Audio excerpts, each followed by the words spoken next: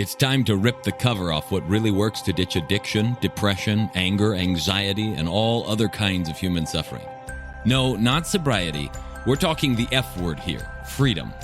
We'll share straight from the trenches what we've learned from leaving our own addictions behind and coaching hundreds of others to do the same. And since it's such a heavy topic, we might as well have a good time while we're at it.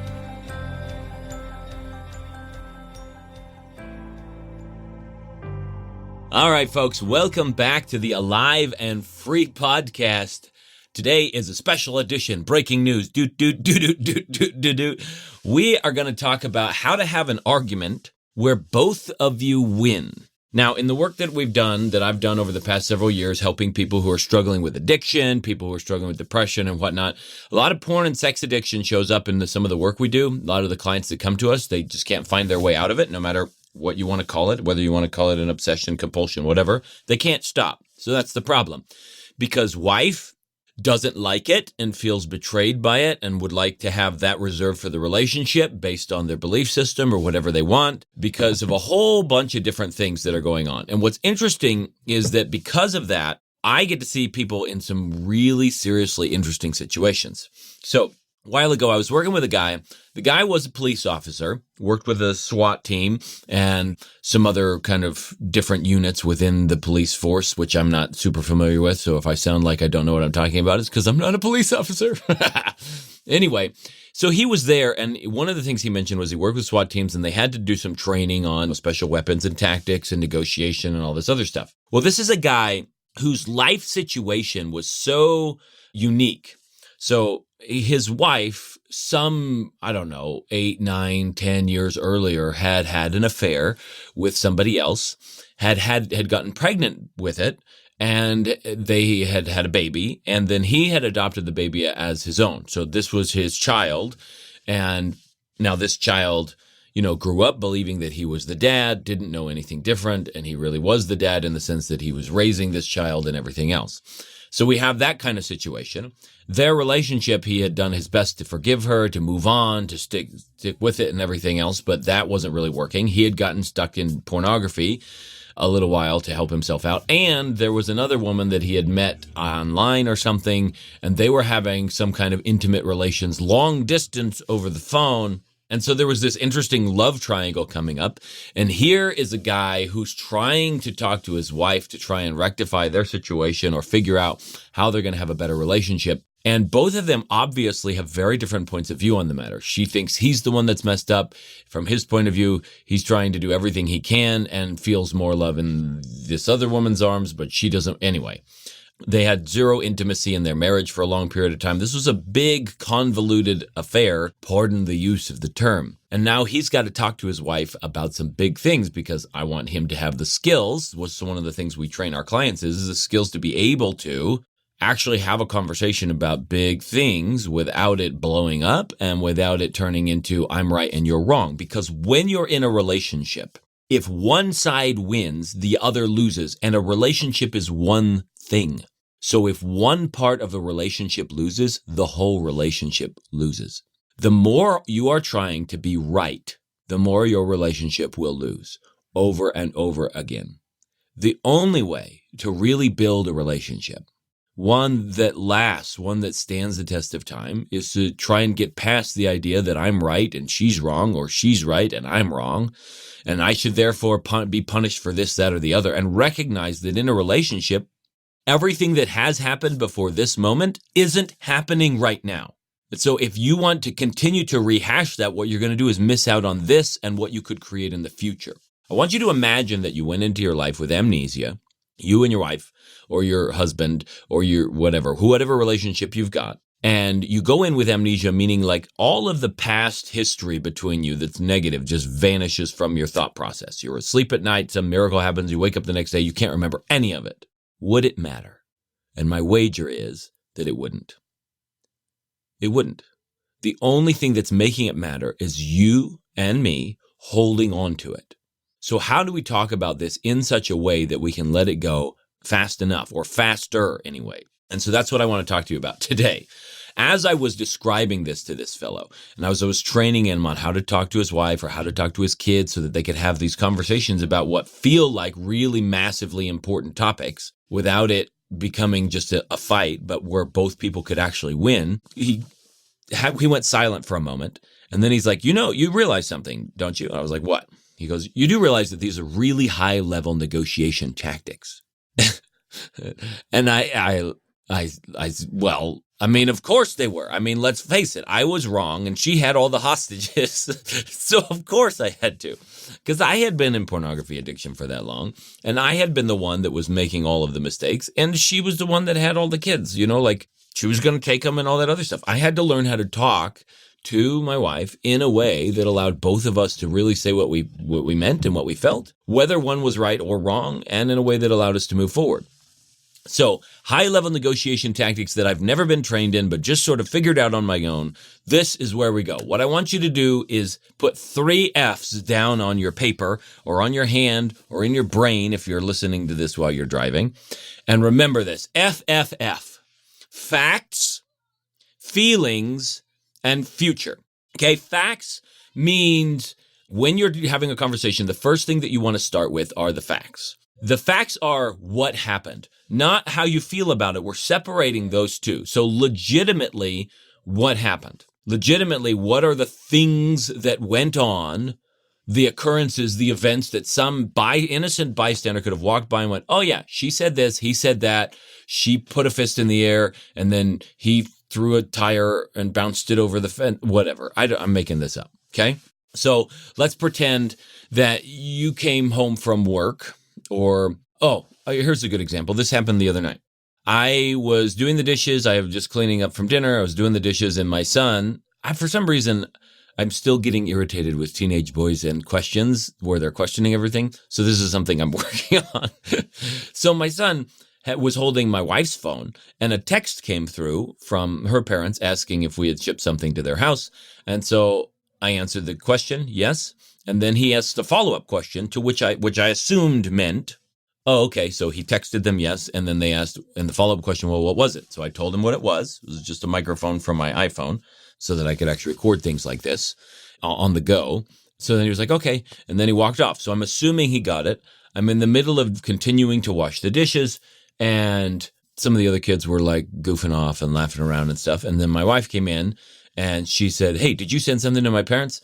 And I obviously did not answer in the best way possible. I wasn't yelling or anything, but I definitely wasn't like, oh, yeah, I sent him something. I was like, yeah, like I told Saya, right? And so it was a little bit more of an impatient kind of feeling to it. So as I was doing that, my wife obviously got the feeling that I was super irritated with her and all kinds of other stuff. Now, was I experiencing irritation? 100%. From all the mayhem going on. She had been in the back room doing some stuff, and I had been cleaning up the dinner and dishes for a little while and trying to get the kids to tell me where things were and all kinds of other stuff. And she had been dealing with some of the kids in the back. So obviously we were coming from different worlds here. So what happened, the facts, are simply, well, she came in the room and asked me a question. I responded to that question. She felt like I was yelling at her, even though that wasn't even the case, because to her it felt like such an irritation that it felt like a yell. Again, that's a feeling. So I responded in about the tone that I mentioned to you guys, and then she was upset, and then so she went in the back room and finished. Now, that's the facts. That's what happened, right? Now, the feelings is where this gets interesting. Her facts, what she perceived, I mean, you can argue a little bit about the facts, but you got to remember, my facts are my facts. This is what I saw. This is what I felt. Her facts, what she perceived, are always going to be different. We can't ever have an objective truth because everything comes through your body to get to your brain. So there's always going to be some subjective perception in it. She felt like it was a yell or a raised voice or something. I didn't feel like it was a raised voice at all. So when I'm going to state the facts, I'm going to say, look, I just answered a little shortly, but I answered in this way. Yeah, that's what I told Chaya. And there was no intention of injury or insult in it. There was probably just some leftover in my voice, but that was it. From her perception, the perception was, yeah, you said this, and it felt like it was a really forceful way to say it. So the facts can be a discrepancy in the facts, but when you acknowledge that you have your facts and the other person has their facts, then you can say, oh, okay, cool. So what you saw or you heard was this. No, you said this. Okay, so what you heard me say was this. Always it's them. That's what they heard, and it's true. They are correct. 100% what they heard is correct. They heard that. That may not be what came out of your mouth, but they did hear it in their mind, and so that's important. You cannot argue with them over what they heard, even if what they heard doesn't match what you said or some other bystander's version. This happens a lot in mass shootings, where when they interview people always think there's multiple shooters because their brain is trying to make sense of sound and echoes and chaos, and then most of the time it turns out there's just one shooter. But a lot of the people around are like, no, and then I heard a shot from over there, and then I heard one from over there. They did hear it that way. That's how their brain made sense of it. But that doesn't mean it matched what the event was. And since we don't have the event on camera, the best we can do is take each person's facts as, okay, cool, that's what you heard. This is what I said. And we move from there. Okay. Next step is feelings.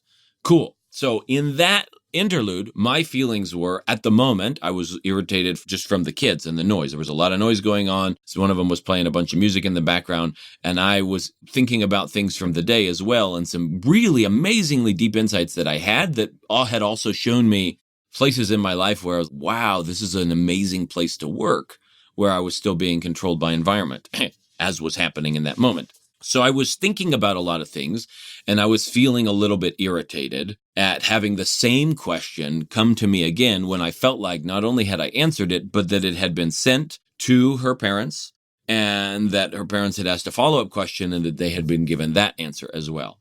And so that was where I was coming from. And so I felt I was definitely feeling a little irritated, but I wasn't feeling at all insulting or wasn't trying to bag on anybody at all.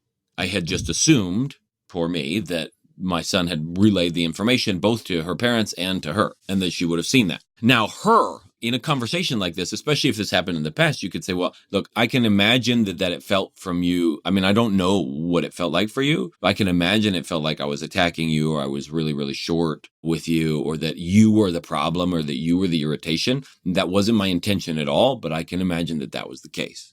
Now, what that does is it opens the door for the other person to relay their feelings. Even if they say, well, you were being mean. Okay, cool. So it felt to you like I was just being mean to you. Always, it's their feelings. And the second that you're sitting there going, well, no, we're arguing about some objective truth, and the true feeling that a person should have is this. And if I feel like you were being mean, then you were being mean. That isn't the case. There are two subjects inside of this relationship, inside of this experience that's going on. And if you're saying, well, everything that I perceive is right and everything that you perceive is wrong, what you're doing is shutting down the other person. This is critical in a parent-child relationship. Am I perfect at this? No. But consider this. The second that your kid's like, Mom, you're doing this and you always whatever, and the mom or dad says, I'll say dad because I'm the dad, right? Says, no, I don't. What you're saying is, whatever you're perceiving is wrong. You need to stop trusting what you're perceiving, and you need to trust me because I'm the authority figure. And a lot of the problems kids have growing up is that they are not given the opportunity to acknowledge that they're perceiving something in their own way, and that is very real for them. So they're learning to distrust what they feel and to start to look to authority figures, which is a good training if you want them to do that, but to look to authority figures for an answer to what's going on in their life. The problem is that it cripples them from making decisions in their life. They don't know what they should do. They don't know what they should study in college. They don't know if they're going to make the right choice on a potential mate. They don't know if they're going to choose a good career. They don't know if they should go one weekend. They don't know whatever. And they start outsourcing all this stuff to parents, to God. I'm literally to God sometimes, where they say like, oh, I don't trust myself because I'm going to choose something wrong, so I need to ask God for his permission. I'm not talking about people who literally are tuning in to try and feel what is best for them. I'm not talking about it from that very empowered standpoint. I'm talking about it from the standpoint of, I know in my heart what I want to do, but I don't trust myself from years of conditioning. And so I'm going to go ask another authority figure, whether that's God or parents or church leaders or friends or somebody else or a mentor. Because when they give me permission to do it, then I can go do it. And it's not my fault anymore. I can put the permission on them and so on. We could dig into that another time. If you or someone you know is looking to drop the F-bomb of freedom in your life, whether that's from addiction or depression and anxiety or just anything that's making you feel flat out stuck, but you have no clue how to shake it and just want help doing it, head on over to liberateaman.com and book a call where we can look at your unique situation and give you the roadmap you've been missing. So with the kids, think about it. We do this all the time. Kid, this is gross. No, it's not. This is gross. No, it's not. Or a kid gets hurt. And we go, no, you're okay. You're okay. It's okay if they feel like it hurts. We don't need to confuse and be like, okay, cool. That really does hurt. It really does. Right? Do you need to cry? Do you need to get out? Awesome. You can acknowledge the fact that they're experiencing pain. There's nothing wrong with it. And then they can discover, hey, look, and I'm okay now. Sweet. Everything's going to be okay. That's great. It's a wonderful promise. But don't shut down your kids' perceptions about how things are. Oh, that really hurt. No, it didn't. And I've done this to my kids all the time. So I'm speaking from experience here. I'm not just ranting and railing at parents. Like, this is from my own experience, seeing how much I've shut down the feeling part. So both of you get a chance to share your feelings. She's right or he's right. The other person is right about their feelings. You are right about your feelings. You're both correct. What this has given you is the chance to say, this is what I felt, what I saw and heard and tasted and touched the senses. This is what happened from my perspective. And this is how I felt.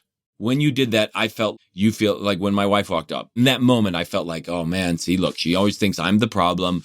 She always thinks I'm the burden. Like these thoughts jump into your head. I mean, if they don't jump into your head, you're amazing. Way to go. They don't jump into my head as much as they used to. So it is possible. But I had a few fleeting moments of that. Real frustration. Then I had to go on a walk because I just was really frustrated with a bunch of different things, and that was one of the facets last night, right? So feelings came up when she walked off. I just felt, oh, great. Now she thinks that I'm sitting there trying to do this, and she thinks I'm yelling when my brain wanted to do what I'd heard growing up, which is like, you want to know what yelling is? I'll show you yelling, because that fixes everything. Anyway. So both of you get a chance to share your feelings. The last F is future. We have facts, we have feelings. The last F is future. This is critical. If I share the facts and I share how I feel about it, that's wonderful. And in some cases, that lets go of a lot of emotion. But you don't get to blame people for your emotions, right? This isn't a dumping ground. I feel this way. You don't get a chance to share yours. If you're going to share in a situation like this, both of you get a chance to share. The last one's future. This is what I'd like to do from here.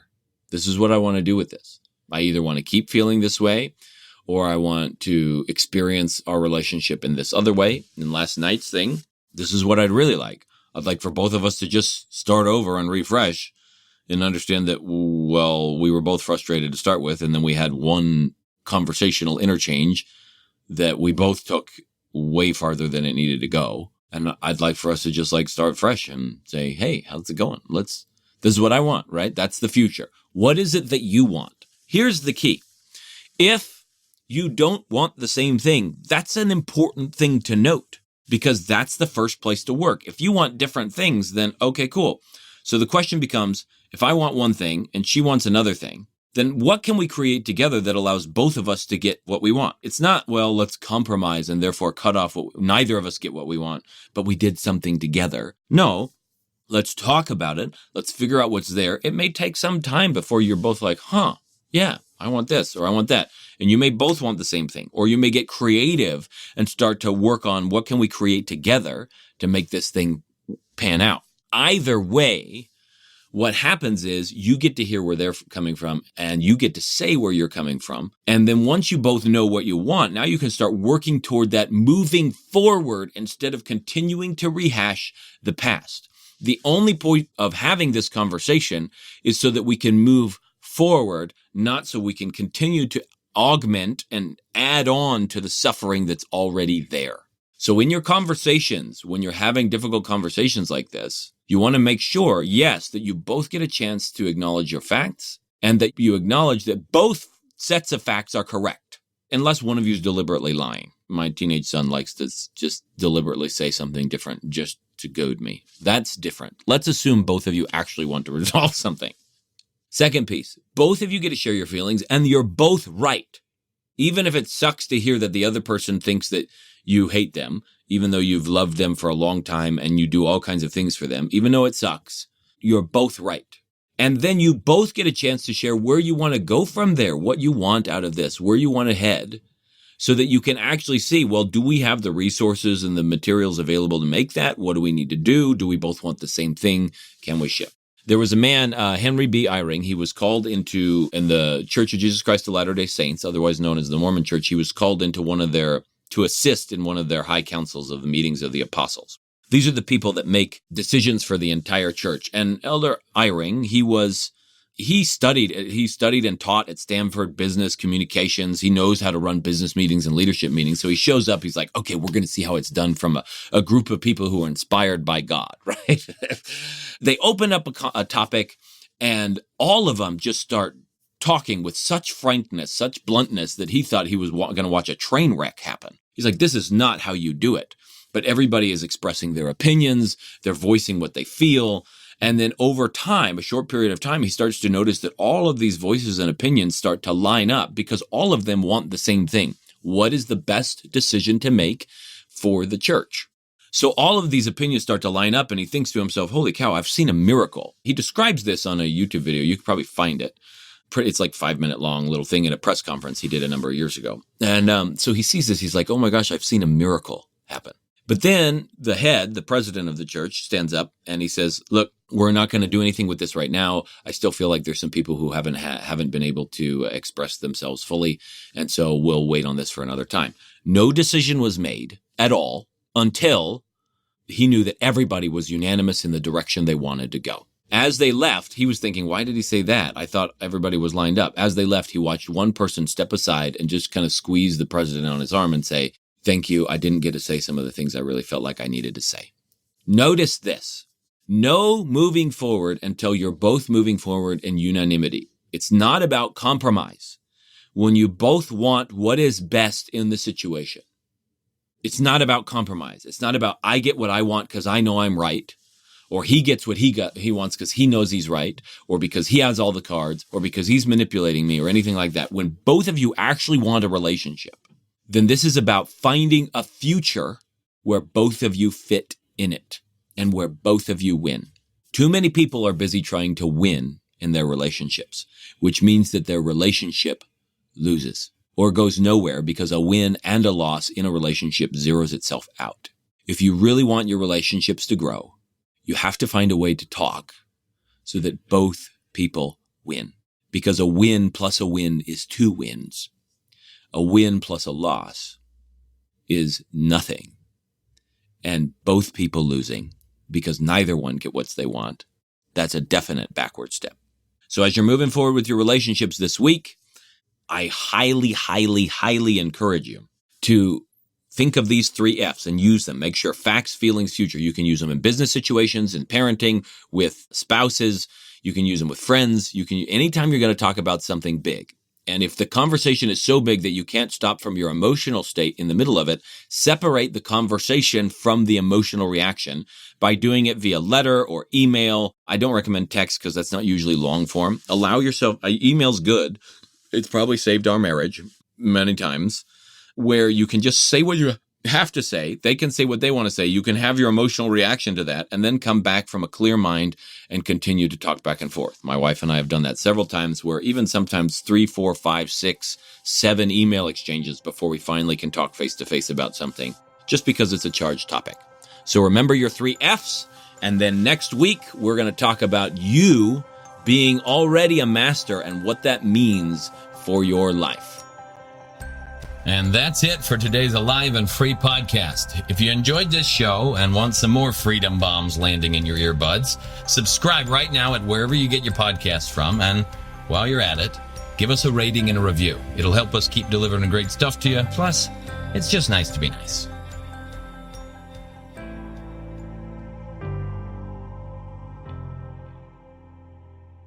This is thepodcastfactory.com.